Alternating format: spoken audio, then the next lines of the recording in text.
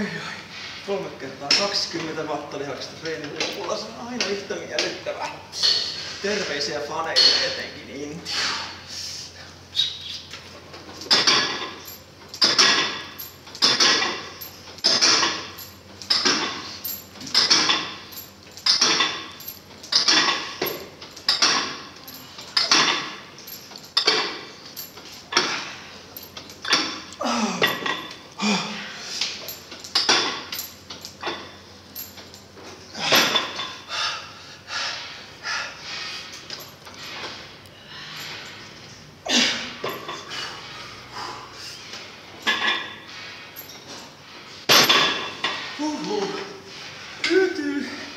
Saakin jo tässä vaiheessa vähän.